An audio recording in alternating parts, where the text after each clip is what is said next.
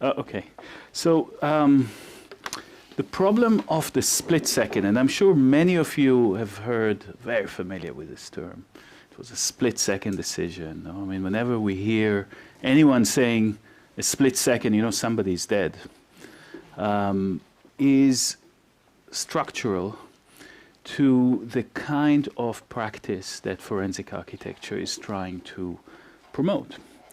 Because the kind of technical, sometimes conceptual rigor that we try to bring onto cases that we investigate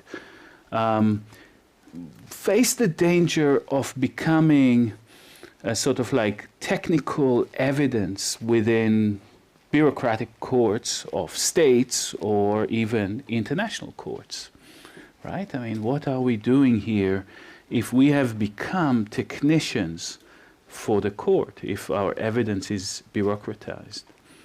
How to solve the problem of the specific and the general, really classic kind of problem in philosophy and I guess in art, how to get from a specific situation, somebody has been shot in a particular street corner, particular location, how do we see the political in it, and how evidence could be organized, in what way we could think about both evidence production and dissemination to make it a political practice, is really, you know, for us exemplified in the problematics of the split second. Okay, so that I'm going to start. It's not like the lecture is not going to be about cloud studies. It's going to be about cloud studies. But I have to start with that because we need to, I think, I want to take you through some of our conundrums, right? So forensic architecture, counter-forensic agency, weirdly involving artists, filmmakers, architects, but also lawyers, scientists, and, you know, I always forget some kind of discipline within that sort of list, but many in producing evidence, always working against states, agencies, secret services, militaries, and police. Never knowingly worked for a state, though of course the work could be abused in all sorts of ways that we can discuss. And very importantly, understanding therefore our work as counter-forensics, its trajectory, its genealogy, not belonging to the genealogy of forensics from the kind of coincidence of science and policing that emerged in the 19th century, say the Bertillon of each country has its own sort of Bertillon, you know, and sort of archives of scientific archives and policing, but from another predicament, a predicament in which investigation against the investigators, investigation against state agencies always start from a position of inferiority in access to information. We always have to be tuned to weak signals and amplify them, right? Rather than have access to the three sites in which forensics operates, and then being the cordoned off area. Okay, a crime scene happened. The first thing that springs up is a cordon. The cordon turns the crime scene into a state scene. Civil society, private citizens are kept out. You want to go into this cordoned off area, you have to flash out your card if you're not on uniform. You go under it, and you have a sort of a sacred zone, the crime having sanctified that space that is cut out of the economy of daily life. Therefore, the state is there investigating a crime. Good. What is it? What happens if the state is there behind the cordon investigating state crime? Okay, all sorts of problems could occur.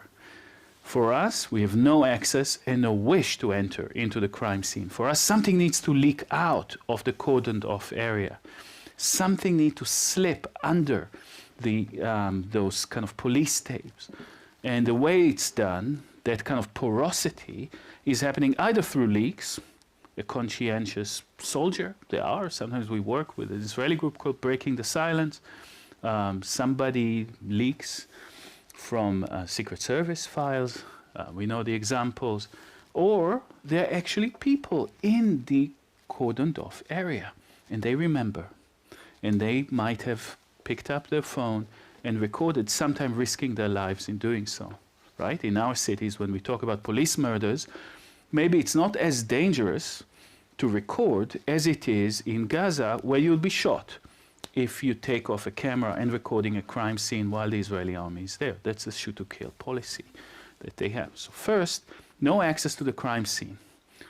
2, in forensic process, state forensic process, the lab is a hermetic space. It's another kind of sacred in which protocols and all sort of rituals, if you like, like you see those white-clad experts going in the cordon-off area, collecting things, bringing it into the lab.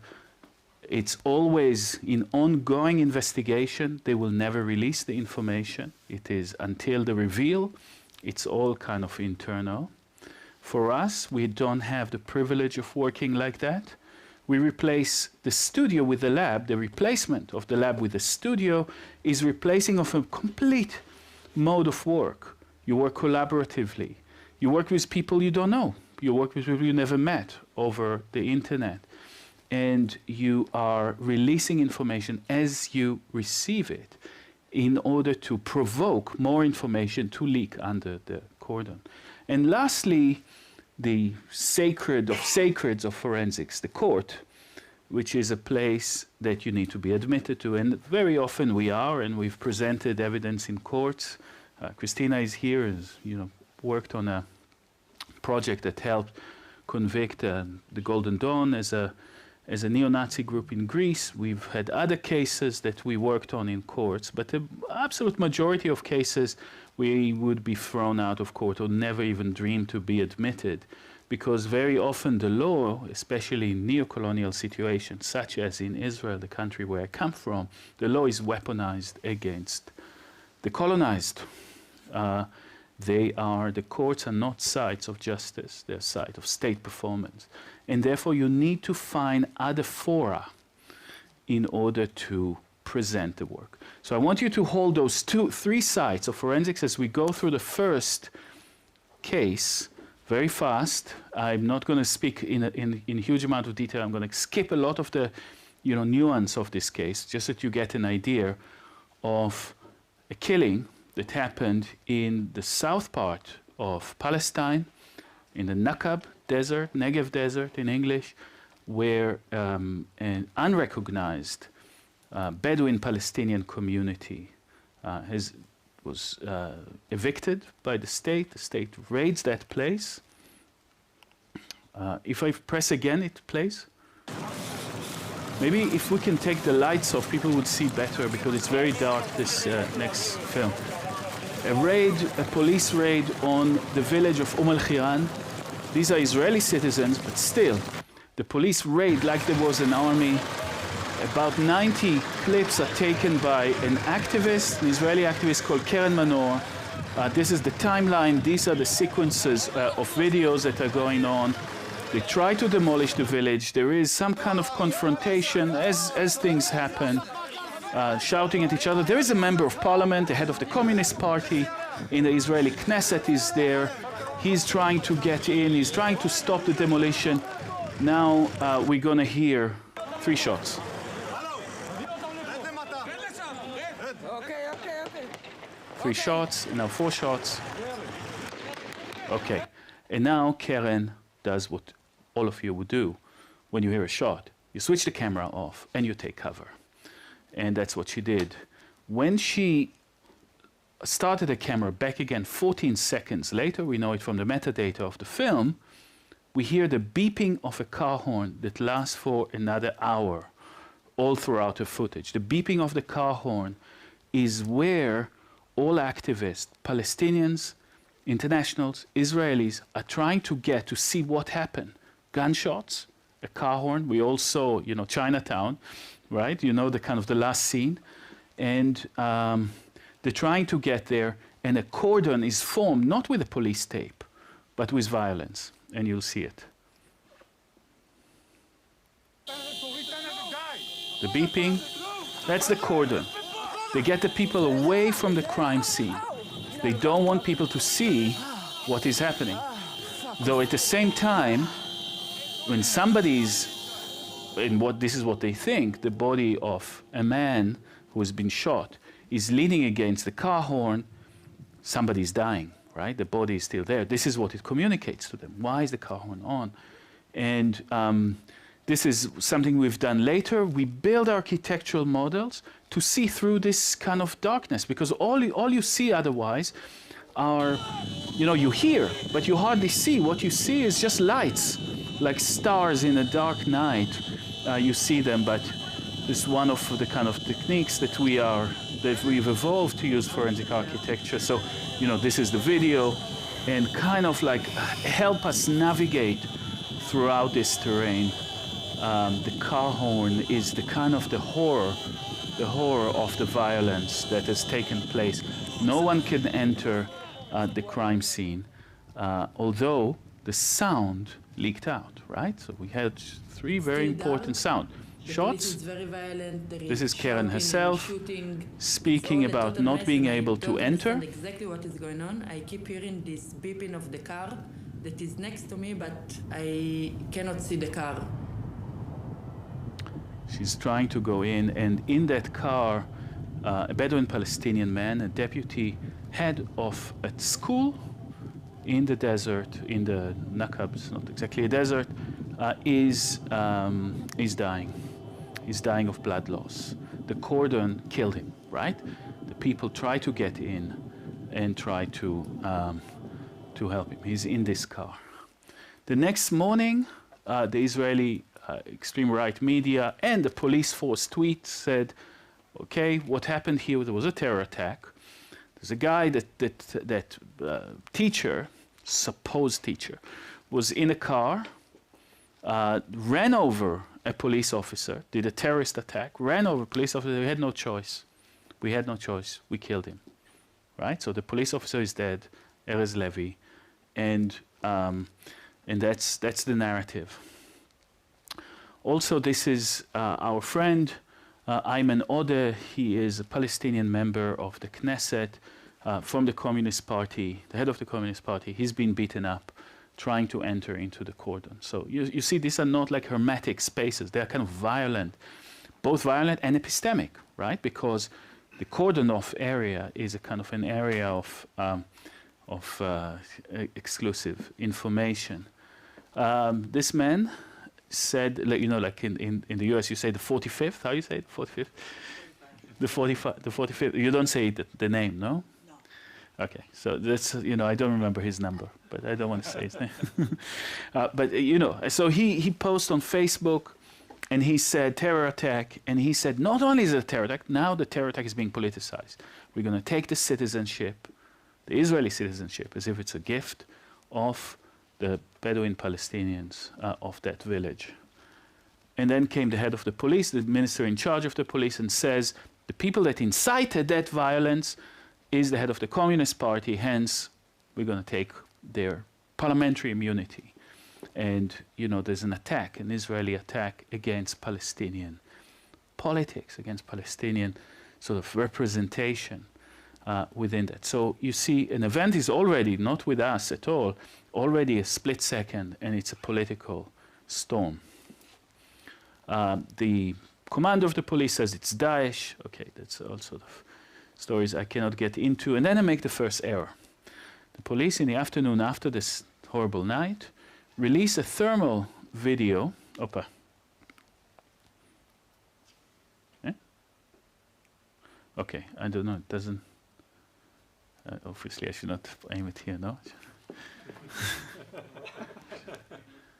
All right, I'll play that in pantomime.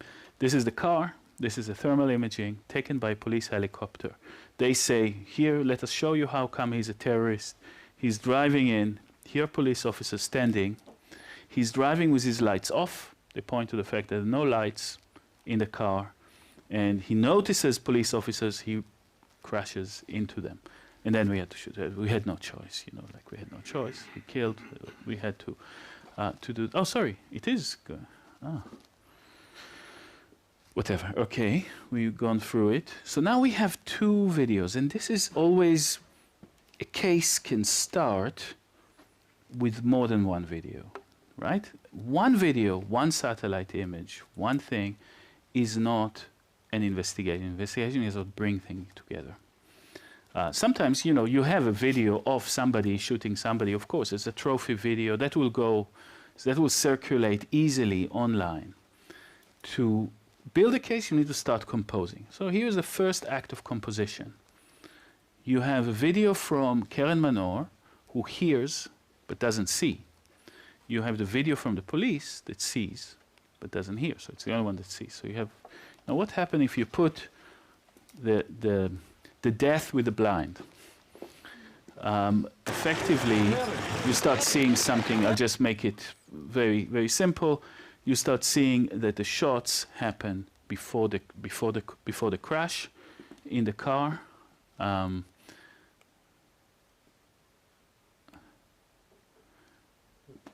Yeah, we start noticing this is thermal. We need to start reading it. You need to know that darker is warmer.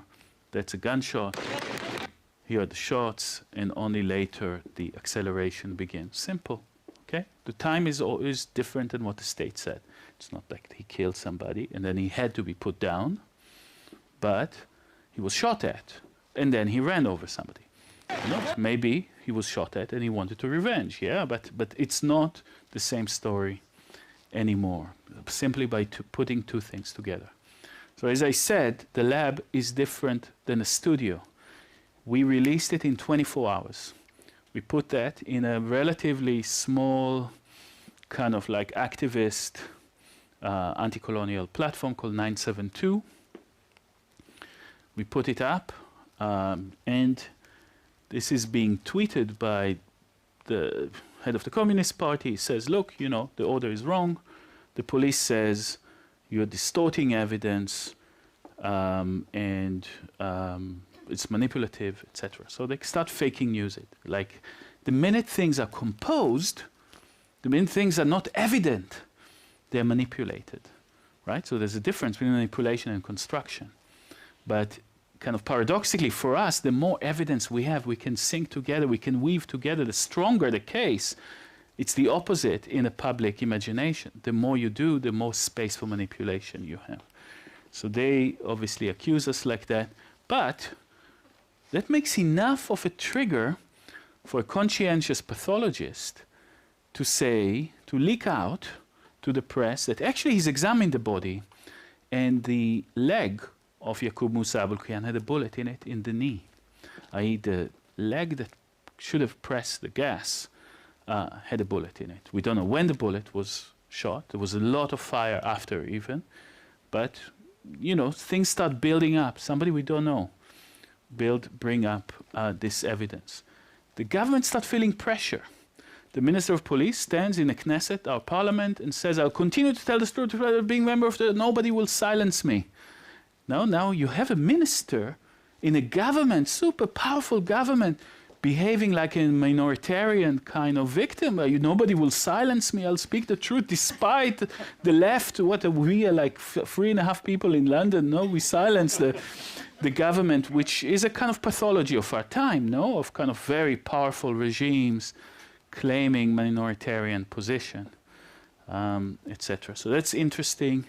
But then even like mainstream, even right-wing newspapers start saying, hold on, something here doesn't work in this story.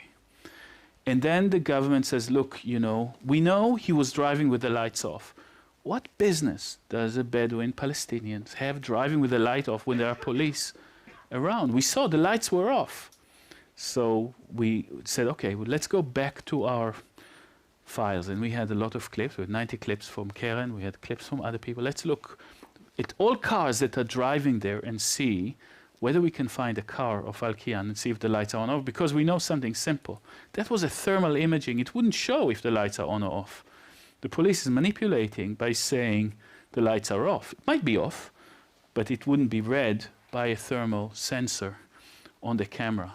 So we see this, we see some car, Al Jazeera, they use it as a kind of backdrop of event. They use a lot of like B-roll, And then we say, okay, here, look at this thing. Here's a car with the lights on. which car is it? Do we see it in Karen Manor's video when the shots are fired? Because we need to know, because there's been like a long night there. Yes, okay, here's Karen. And we do see something like it over there. So yes, it's driving during the time the shots are fired. So we know one more thing about it. But we don't know where it is. And now the navigational device that a model is necessary to see. Right? To see is to construct. Seeing is not just looking at images. Seeing is composing images with sound. Seeing is composing images with tweets. Seeing is composing images with being on the ground. Seeing is building models and placing all videos together at the same time. And that allows you to actually understand what's going on. Okay, so we haven't yet gotten there. 2, we don't know that this is the thing. We need now to locate it within a model. We see some topography, right? There's a road here. There's something dark. There must be like a little valley in there. So we have the thermal imaging. We can project it on a 3D model. So let's see. And now, hold on. Now this is what's important thing. We see silhouettes against the car. Silhouettes against the car. That would help us navigate. If we see silhouettes against the car, we would be able now in our model, based on the thermal image, nothing here is rocket science, very simple, kind of things. This is the thermal image. These are we place the people, then we look at the valley, we see here is where the camera is. Now let's see if exactly we're going to get matched those people with the silhouettes on the car. If we play it from, boom, the perspective of the videographer, and we see that it has, right? So, okay, more or less, good enough. This is goes in the news. We say, state is lying, the lights were on. Right, okay, look at technical. What a kind of, how small technical details become like big political movers in that case. Okay, we kind of starting to feel uncomfortable playing too much kind of cat and mouse with the state, no? But we feel also like, hey, we're drawing some blood, right? I mean, there's kind of like, they are, not often you have that. Usually in a human right, you put a report, everything ignores. But, there's start to be a mess in the country around that. So uncomfortable, problem maybe, to play that game. But also, all of a sudden, there's agency in what we do. And then, they say, well, yes, but who knows if maybe the lights were on, or who cares about the lights on or off? No, it doesn't matter. He still has run over a police officer. Now, let's see what's going on with that. So, if we were forensic people, we'd have access to the car. Basic. We'll measure it. We'd look at where the bullets are, and we will know we could try to figure out which bullet hit his knee. Because if it's a terror attack, the trigger is the gas pedal. If the trigger is the gas pedal, you need to have a finger to push the trigger. No, and you don't have it there. So we just use images to construct a model of the car, and with the model of the car, we see that the trajectory is right. Okay, so that's very important. Now we start something that would have disqualified us in court immediately. We do reenactment with the village. We go to the site. And we work with the community. This community we know because we worked a lot in the Nakba before. This is Ayman Ode even comes, So sometimes, like the Communist Party is the white, the cavalry. It was like, it's not a very powerful political organization. And we do a reenactment. In a reenactment, we want to know what happens to a car if at the moment of the first shot that we saw the trajectory directed at the knee, you'd simply pick your foot off the pedal. Would the car move in the same speed that it has?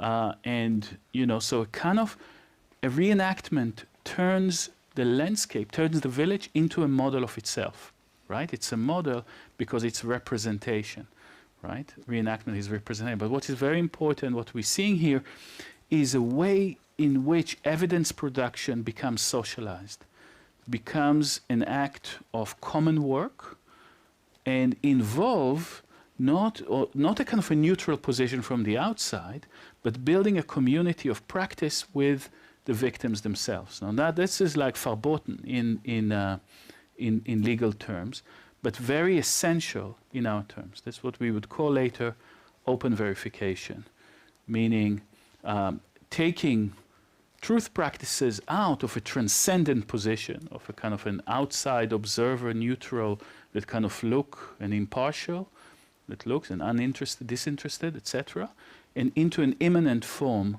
of truth production that is political, that is communal, etc. So that's the kind of principle. That's really what I wanted to show you, and you know, it succeeds. We see that the model car, and which is a car, and the car from are driving in the same speed.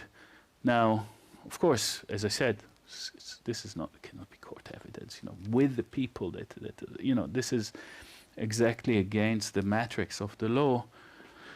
And then it has a strange appearance in a Tate, in an exhibition that we had. Why? Because they pay the money. It's funny, no? But we're an organization. Somebody needs to pay for this work. The Tate nominated us for a prize. Came with it nothing, £25,000 that went into cover part of the cost for this thing, and you know, drew fire and attention into that from two kinds of people, right? One is the sort of pro-Israel organizations in the UK. Immediately, you know, these are anti-Semites, da da da da da da. The other are the people that says, this is not art. What are you doing? You're contaminating art. So, you know, like all of a sudden we're like, can you guys speak to each other while we do the work? So, you know, again, a kind of like another understanding of what forensic aesthetics is. So aesthetics here is the attunement to the aesthesis, no? The kind of the opening up of our capacity to see and register, and what is registered on the surface, etc. What is the act of composition, another layer of aesthetics, and its presentation, creating another forum in which the kind of the forensics aesthetics operate. And if you think that's meaningless, finally we had Netanyahu apologize to the villagers, right? So I just said the name, sorry. I didn't mean to. But you know, not because for any good intention.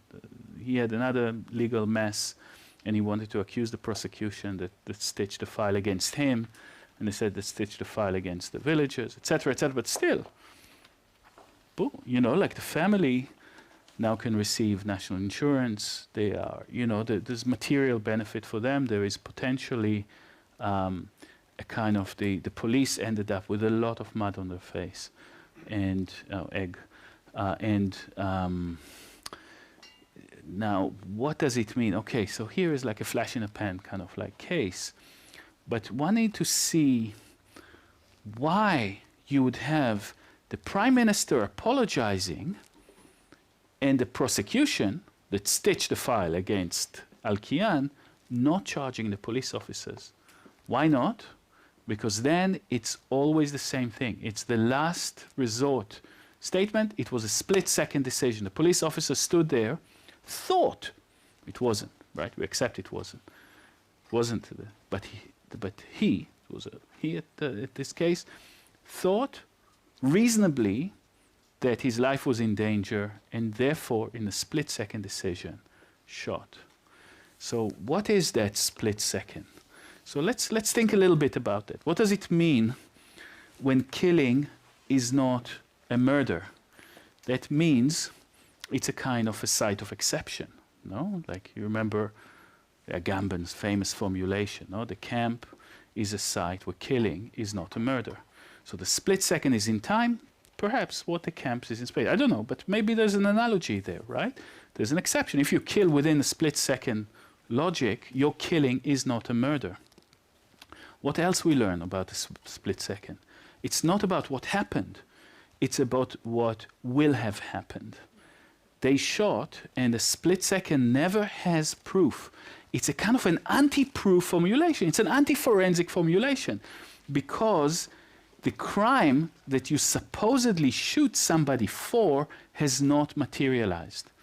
It's only a kind of how Anthony said, it's phantasmagoria, the kind of hallucination of a crime yet to come, right? So you are arguing that you have responded to a crime that has not yet happened. Somebody puts their hand in the pocket. Are they taking out a comb or are they taking out a gun? If they're taking out a gun, are they intending to shoot themselves or you? Or to surrender the gun? Are they taking out a gun license? We've seen all these cases. These are not, all these cases are cases we've investigated in the US and the UK, like the example that I've given you now. The split second is a site of exception that inverts time. And that inversion of time means that your conception, the sort of the image of the future that you project, need to rest on something. It's not like the state tried to describe the split second as a non-political moment, meaning it's not a site of deliberation. This is why it's a split second. Split second is a split second. You know, the formulation is born in the 80s in the kind of in the U.S. Supreme Court case in 1984 as a description of the indivisible unit of time. So we've heard from Ryan Bishop that there are millionths of, I don't know what it was, of a second. No, of course, there is scientific duration that are shorter, but they're not political duration that are shorter. It's the indivisible unit of perceptual time. If you want to write history, that is time from a human perspective, the story of time from a human perspective, you need to peg it to perception. So it's a kind of microhistory on a molecular level, or molecular level history. But what happens in a molecular level history is that it starts condensing all times into it. Because why is it that for an Israeli police officer, a Bedouin driving with the lights on slowly outside their home, it so happened that he was taking stuff from his home, wanting to rescue stuff from his mother's home that was about to be demolished. I mean, horrible. And the police officers would come and imagine, if this is what they've done, but that's what they said, and reasonably could be believed that he was trying to kill them, right? Why is it that in that time, that image of the world that you have, that preemptive, that act of preemption is an act that includes the history in it, the history of colonization, of displacement, of apartheid in Israel, etc., are existing in that split second. So the split second is a great entry point into the long duration of history. Okay, so it's always important to insist on that, because whereas the state would undertake forensics and always try to cut it out from history, to say we need to look at that split second in itself, it's a site of exception. Our task in counter-forensics is to pull the threads out and connect that moment into the world of which it is part, and into, in this case, all acts of repression that comes with it. I guess this realization that we need to start map things and understand different form of violence that are beyond the sort of billiard ball kinetic model of things hitting things fast was always there in forensic architecture, because in one of the very first cases that I was personally involved with was during already 2008. I had a kind of a strange job. Forensic architecture is established 3 years later, but there was a horrible bombing of Gaza, the winter, around Christmas of 2008. And people didn't have yet smartphones and all that, but they had mobile phones. And human rights groups with a 972 dialing code, which is the Israeli dialing code. Doesn't mean it could have been Palestinians or Israeli, were trying to call people in Gaza to see how they were during the attack. But the thing was that Hamas in Gaza was seeing people receiving call during a war from an Israeli number and suspecting them immediately of being collaborators, of being. So I kind of had a strange job. I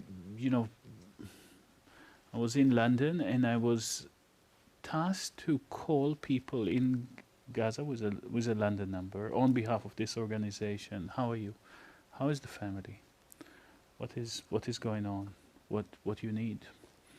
Etc. I mean, not that we could have done much, but there was a kind of that process was going on. And one of the people I spoke to said to me, my home has turned from solid to, no, he said, I'm breathing in my home. No, he said, my home is turned into cloud of dust and I'm breathing in my home. Oh, I don't remember exactly the words now, but that was the idea of like architecture in gaseous form became interesting. Or kind of like a horrible phenomena, because what those bomb clouds are is everything a building used to be.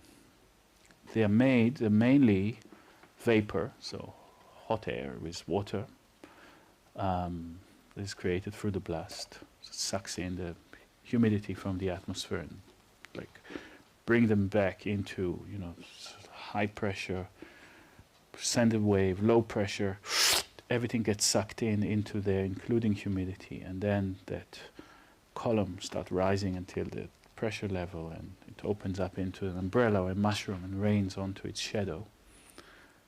But the materiality of that is concrete and plaster and wood and curtains, cloth, and sometimes even human remains. Right. So that is a building in gaseous form. Everything a building was existing in the air, rising up to the air for 8 minutes and falling and always transforming, having a kind of cloud-like, it's a cloud, it's a bomb cloud, but a cloud-like nature. And these bombs are actually from another project we've done in 2014. Christina was at the office. And we were working there. Again, unable to go inside. The cordon was down. Well, the cordon was the border of Gaza, the walls around it. Amnesty, which we worked for, was not allowed. We were not allowed to go in. We did it. What leaked under was actually social media stuff that we hoovered in and looking at and trying to do very simple things. When and where each one of those videos were taken. Can we paste a story of the most horrific day in that war, August 1st, 2014, when most Palestinian civilians died during that day? On social media, they have no metadata. They have no metadata. You need to figure out the time from the image. Physical clocks. What tells you the time? Sometimes there are shadows. You can simulate shadows. You can figure it out. Sometimes it doesn't play them. Okay. So what you would see here is that we started like to look at the videos themselves. We couldn't figure out the time until we realized what we need to look at are the clouds, are the bomb clouds. Every photograph had some sky, every sky had some bomb. Every bomb was slightly different shape, evolving and slightly different. They became the metadata. We created a cloud atlas, the first kind of like cloud studies for us. Cloud studies is like a term.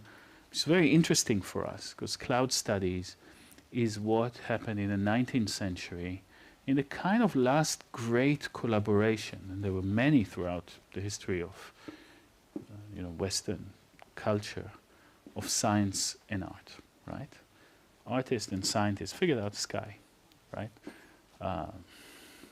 Meteorologists and painters, effectively, created cloud atlases and cloud studies, and we were creating a bomb cloud atlas, giving a name for each one, figuring out the direction when we identify the same cloud, figuring out where people were and what was going on, realizing the time, giving a kind of like a digital time to the shape of the architectural cloud and creating a kind of a narrative from it. I'm really skipping very fast into the kind of the cloud studies. Luke Howard is a kind of a, sort of like a meteorologist, kind of amateur meteorologist, in his house in Tottenham, looking at the skies, and later Constable, Turner, etc. All this sort of generation of people that understood that cloud are effectively something to be mapped, an object in the sky. This is Ruskin, young Ruskin, the young Ruskin, not yet the old, coming to the old masters and kind of like trying to, as a young person, systematize in modern painters the perspectives of the object that is not object, the object that cannot be captured because the object changes faster than the hand can capture it. Right? So how do you do that? You put all sort of grids on the sky and you force the cloud to be an object, but it's not exactly an object, but it is an object, right? I mean, it is abiding by the rules of perspective. It's not quite an object. It is divided into genus and type, but kind of you have to force it to be that. So it's kind of in between. And whereas, like the earth in landscape paintings was already in modernity, i.e. abiding by the rules of perspective and property and all that things that came with that. The sky was still in the Middle Ages. The sky was ambient, divinity, and all sort of thing. You had like two periods across the sky and the earth until the sky caught up with the earth, right? But it was like this moment of transition when you had those two things, according to Hubert Damisch. But the idea was that really a cloud, as it descends into earth, becomes both a kind of an embodied, situated experience and an object, right? It's a internal also, no? Like a kind of a screen of refraction, breaks the light, breaks the objectness of the earth, exactly fights that sort of modernist, sort of Cartesianity, if there's a word like that, of what is happening with a kind of an experiential, optical experience. And we understood that for us also, studying clouds, and we start studying all sort of clouds, they're both about the kind of almost impossibility of capturing an object that is constantly in transformation, the impossibility, but the necessity, right? It's not like, oh, it's impossible, we're not going to do it. We're going to try, but we know we can't. And understanding that cloud is a sense of being positioned within it and the experience of that. Here is an image that looks so abstract that you would not believe me that it's an analytical image. This is the image of a fog selected by one of Grenfell's survivors, a man called Nicholas. I will not give his surname now. And the level of fog was different in different floors. There's a lot of questions to do with why and how smoke traveled through it. The flats were one thing. Hell was in the stairwell. The hell was, the smoke was coming up. Going through that smoke being able to go through the smoke in a stairwell was saving your life.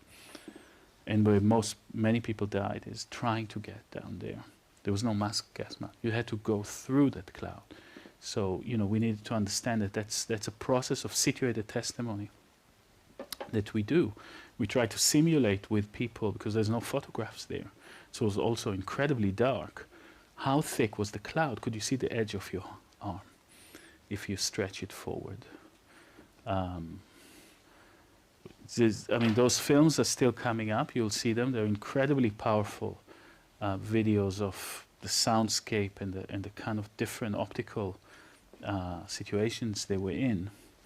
But that is a kind of a reconstruction that allows memory to be pieced together, because when you go through that hell of the fog, when you go through this poisonous staircase that is anything, your flat is relatively okay.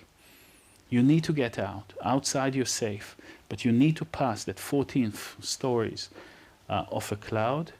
That is your memory shatters. You don't remember what happens during that, repetitive going down and down and down the stairs, even though 2 fire people maybe holding you. They are with gas masks, holding you as you do that. Reconstructing it slowly, building a model of a cloud. Usually we build model of architecture for people to help remember. We build here a model of a cloud, i.e. of the optical sense of being in it, and then memory sometimes could be reassembled. And we found incredibly important and moving things during that passage through the cloud. Tear gas is another political weaponization of the air, perhaps the most common, perhaps out of all the clouds that I will show you, the one you're okay to be in, you can survive.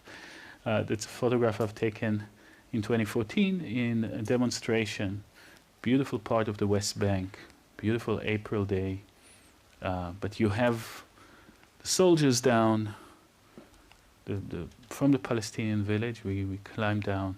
The soldiers kind of like almost lazily shooting kind of tear gas. That's a screen between them and us. What you want to do as a demonstrator is to pass that wall of gas and to get closer to them so you can like tell them and confront them, etc. But then we're spotted. I'm actually like taking the camera, just taking pictures as I'm running together with the young French woman towards the police officer, and then this guy, I didn't catch that, but he's just raising this tear gas launcher and hitting the woman next to me in the head. So the tear gas is being used as a projectile also in this situation. But I think that what a tear gas does is that it kind of politically, obviously, the protests that were within the Arab world erupting starting 2011, the winter, very early 2011, all the way to now, obviously before, but are about bodies in public space. So there's a kind of centripetal force that brings you to roundabouts. The roundabouts were kind of paralyzing the city with pressing on one point. You can put a city under siege by pressing this kind of center of the roundabout, occupying a roundabout. Tear gas has a centrifugal force, it pushes you out. It disperses. It's an inherently anti-democratic kind of thing. This is Tahrir. This is Taksim Square in Istanbul. This is in Manama. Not tear gas, but gas dispersing, etc. Hong Kong, where we worked. Chile, when we were... You see, again, it's like battles for roundabout. Those kind of the liberation battles of people, battles for roundabout in all those places. We found it very strange. I also wrote a quick book called Roundabout Revolution, if you're interested. And kind of the necessity to simulate the movement, the fluid dynamics of the clouds within that as a kind of object. Because, impossible but necessary to do sometimes. Then we were invited to the Whitney Biennale. So I told you about our kind of like strange relationship with the art world, no? Which all of a sudden like we're artists and like, getting good food and like, and nice, treated nicely. And so we invited to show our police work in the Whitney. And then, there started protests there about a deputy head of the Whitney board, a man called Warren B. Candace, that was a manufacturer of tear gas. We didn't know. It was exposed by Hyperallergic, kind of like an art blog from New York. Said, so we were thinking that the art world is a kind of an alternative form to a hyper-politicized court. To repress it. Well, all of a sudden, the art, not all of a sudden, it's not like we're so naive, but I'm like dramatizing it a little bit. they are violating human rights.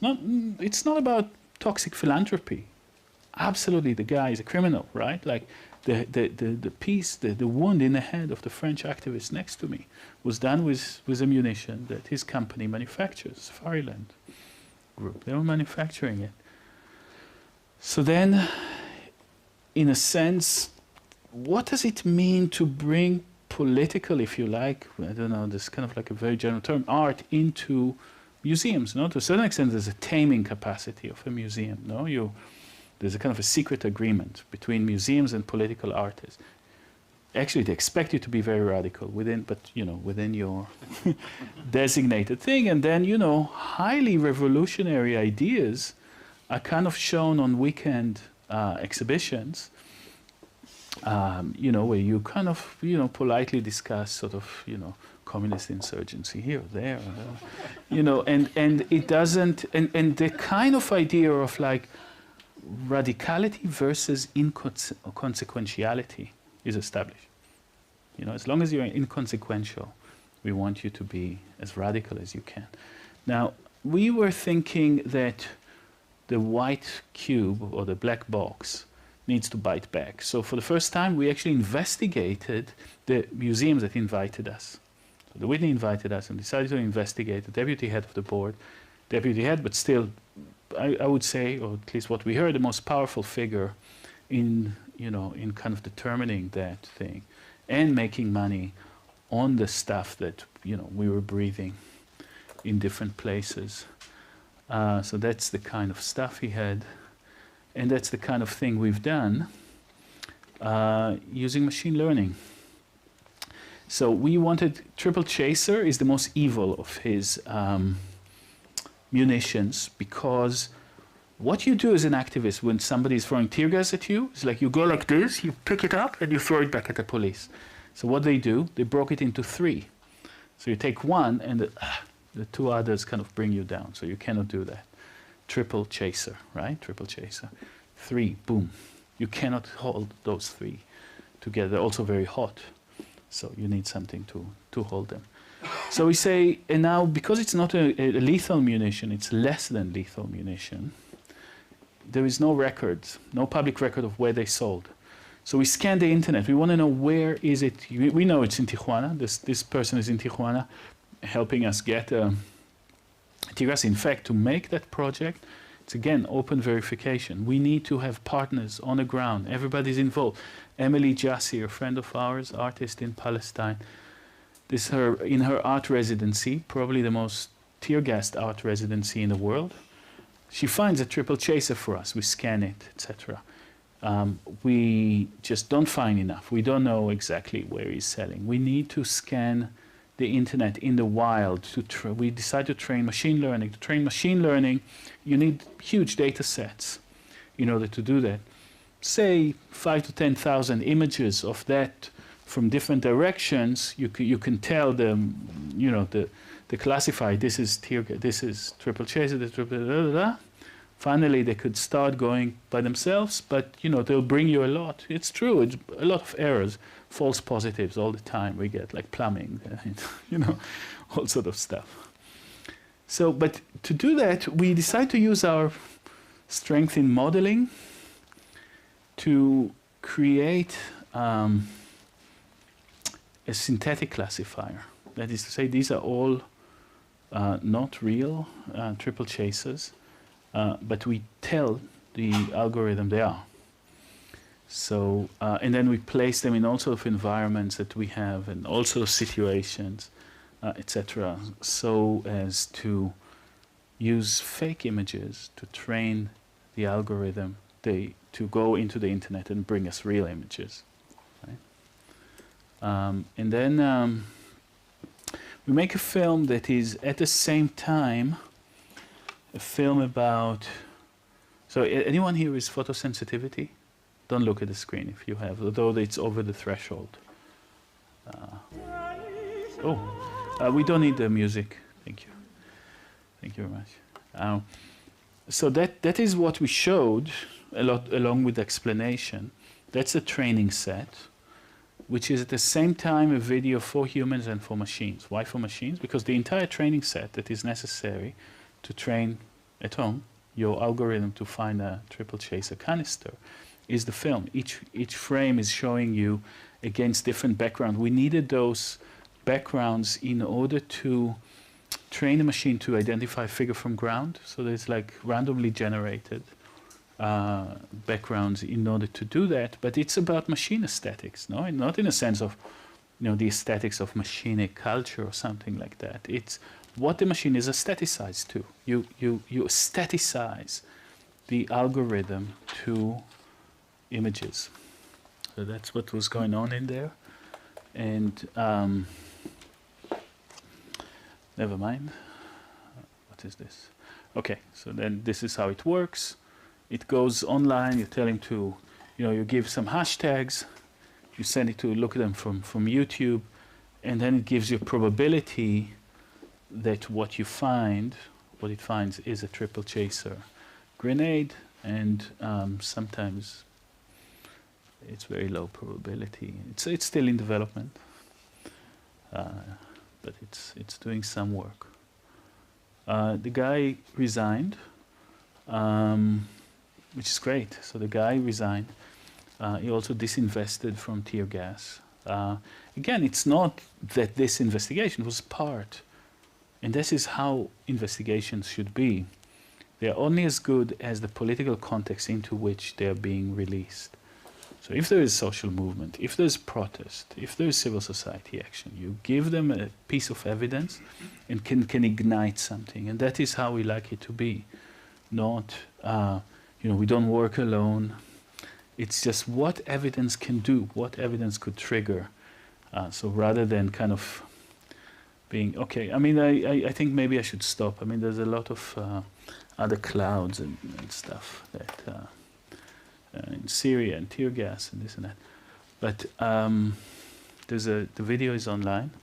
You can just look at it online, the Cloud Studies video. I guess I'm just getting a bit exhausted from speaking, a bit emotional, so I'll stop here. And yeah.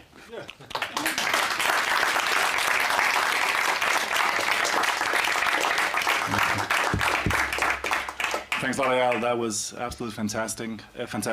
I think, for me at least, equal parts enlightening and shocking. So the best combo you can find, I think.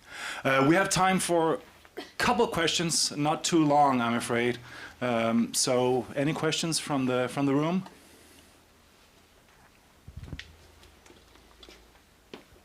Hi, yeah, thanks for a super good talk. I'm Rune Saltman from Tampere, working in Tampere in Finland from here. So I've been trying a little bit to do something that are in some way similar, especially a few years ago, and has kind of stumbled upon so you kind of use your somehow epistemic superiority of visual spatial material, and also audio material that you collect and recompose to counter that inferiority that you started out with. And it's super powerful, but I think sometimes, at least when I have been kind of following, not the work you do, but a lot of other organizations are now doing kind of similar open source intelligence and so on. So I've been wondering, like, the position that it puts the providers of all that footage in, right? Because who can end up in some kind of documentation of a war crime with a piece of evidence that they had no idea was a piece of evidence. And I don't know if you have, I'm sure you have thought about, because you have a long relationship to the communities and so on, how that works, like in that cat and mouse game with the state that you Amazing. This is such an important question, and there is no easy answer to that. It's a dilemma. It's an ongoing dilemma. What videos to use, where, because very often, sometimes we'd ask people, if it's on Twitter, we'll DM the people, we'd ask them. sometimes we'd even get a response. And activists very often say, when you ask them, yeah, you know, yeah, whatever. And we would not even, because we think that can lead to identification. We've done an entire project with different social movement, anti-racist movement, black-led movements during the May 2020 protests in the US. We've collected a lot of material. We analyzed it in a big platform, and finally we didn't put any of those videos online. Although they were, we just pulled them out from online, because we understood that through our platform they could be amplified. And because they're processed in that way, the police could actually also look at this platform and could identify protesters. And we saw protesters in, you know, situations that, you know, we're not policemen, but it's enough to see it once or twice and you go like, okay, I don't know if that person would want to be, you know, like in police archive, seen picking and throwing that object in that way. So we have transformed the entire video archive into text. We just say, this is a video in which you see a person doing this and this and that.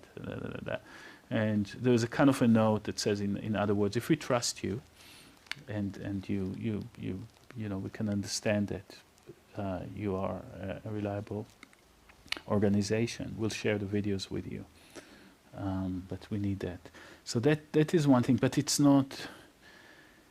Sometimes you are not, you know, like, obviously, when somebody puts something, somebody risks their lives, they put something on Twitter, they send a letter in a bottle, they want people to look at it. So that this is the starting assumption, no? That people wanted to look at that. Every bit of evidence capture a partial account of something. It always needs to be composed. The composition reinforces it, amplifies it, etc. It becomes another thing, and it leads to other dangers. So data protection and privacy protection is really important to consider, but it just needs to be considered. You just need to think through that situation, and you need to think through from the position of the people that you care about, i.e. the people in the forefront, the people suffering state violence. You need to be able to do some of that work yourself. There's nothing, it's not something you can outsource to even the people themselves. I mean, they could say, you'd ask them, yeah, but even if they say yes, it's not, you need to still think. Nothing releases you from that necessity. Was that your question, or did I go? Yeah, pretty much. Yeah. We have time for one more. Anders, I think you had your hand up first. Sorry, Clara. Why don't we take like three, whatever? I'll kind of synthesize an answer. Right. Okay. Great idea. Yes. Thank you so much. This is most impressive, and also the sort of the whole methodology of piecing together, you know, different fields in order to come up with a different method is very fascinating. I was wondering about something you said at the very end, which is, what are some of the dangers that are involved when having scraped the internet using some of these new methods, building models and so on? You come up with something that is tangible enough that you're willing to insert it into an often politically highly volatile situation, as with the first part of the killing, and also the second part of the Whitney Museum. And I'm thinking dangers in the sense that what evolves from there seems, you know, very different from, you know, the normal court procedures. It's completely out in the open, and might it not lead to results that you actually did not wish for, given that enormous contingency of general political uncertainties and volatilities. So Understood. Yeah. I mean, you've already yeah. sort of shown some positive examples. I'm wondering what the remainder might be. I understand. Thank you again for a fascinating, I don't know what presentation. I basically want to know your whole life story, but since we don't have time for that, could you tell us a little bit about your path to doing this work? Thank you. That's it? Okay. Okay, thank you for these two questions. I'll take it the other way. I am born in Israel, Jewish Israeli, and slowly awoke into the kind of the anti-colonial movement in Israel, Palestine. Started using architecture to analyze crimes done by architecture in settlements and military and then urban warfare, and then kind of fell upon really together with a team of really brilliant, dedicated people at Goldsmiths that I work with. So whereas architecture at the beginning of the career, this is what's called, was the object of analysis, even if it was doing some political harm, we were looking at buildings and road and tangible things, architecture became a method of seeing. Architecture became an optics. And that transformation kind of happens almost like by chance, because when I started, there was no satellite images widely available, there was no social media, it was cartography, drawing, and it's like I did what I learned in architecture school. All of a sudden, the flood of images appear. And then you have models, and then you realize, hold on, the only way to make sense of media is through spatial models. It's not even like it's one of the ways, it's the only way. You need physical, you need 3D modeling, because you need to see three-dimensionally. You need to see the relation between this video and this video and that video and that video that is 2 minutes later. And you can only do it in architecture. So we kind of fell upon that technique that became really powerful. We realized it became really powerful. Or other people realized that our technique became really powerful. And then it kind of started, and then it joined with the open source investigation revolution and kind of started spreading into the human rights world. And now Amnesty and Human Rights Watch do that kind of work, then spreading to journalism. So, we help establish in the, New York Times and Washington Post. So it became now all of a sudden a kind of a mainstream kind of journalistic mainstream. I mean, there's still kind of like cutting edge there in that field and doing great work. But we're worried sometimes that that technique comes from a certain politics. It comes from a certain, sort of antagonism to the state. It's precisely in the DNA of that technique, of open source techniques, is it's crowdsource. It's an anti-statist technique. But like anything, from the Situationist International to Deleuze and Guattari, things get taken and things get appropriated, and you'd come up with radical technique. That's the history of whatever radical means. No, it's almost part of its life, of the biography of a radical thing, whatever it is, born in California in the 60s and sold for $10 trillion now, or whatever it is. That's the biography of novelty. You need to fight. You need to fight for it not to be that. There are no guarantees that the military or people that want to do bad things are going to be using the techniques, going to be learning from it, going to be taking it. There is no single rule. I mean, I would not accept. I think politics is dangerous. I think it's dangerous. It needs to be dangerous for one entering into it. If you want to enter into politics, you don't take the comfort of an outside sort of commentary position. It's in there. But what does danger mean? It's danger for yourself. It's danger for your colleagues. It's danger for the people that you work with. Everybody, that is the currency that's being traded. Danger and risk.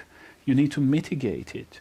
But you enter into a field in which, you know, you need to move it around, and it needs to be, the closer. The paradox of politics is that the more danger you're willing to take on yourself, the more effective you could become, right? You need to get close to the fire.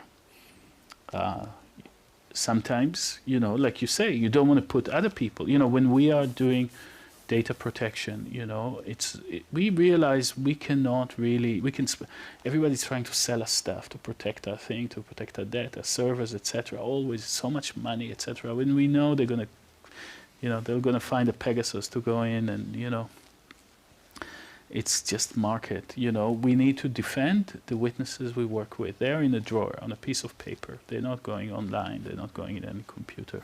Anyway, if somebody's in danger, that thing is not in a computer. That's the people we protect most. But of course, it involves danger. For a witness to come forward, it involves danger. They need to understand what the danger is. Sometimes they don't, as I said before. Sometimes we need to explain, oh, it's a bit more dangerous than you think. And sometimes we would still say yes, and sometimes we would still say, you know what, no. But it's nothing releases you from continuously measuring. There is no yardstick. You need to measure the temperature in any given situation, and the heat sources come from different directions. There's a field of temperature. It's not like one source. So I'm sorry that I don't have anything to say, but you know, like, you need to get close to the fire. And you know, I mean, some of us are being arrested at borders. Some of us are being threatened online. You know, my travel world has shrunk. I cannot go to the US anymore. I don't travel to Turkey. I was advised not to travel to Russia for a while. So, you know, Israel is still funnily enough, this is where, like, welcome to Israel. I go like, oh, that sounds almost like too welcoming. Like, well, all right. See you in the next talk. Okay, another round of applause.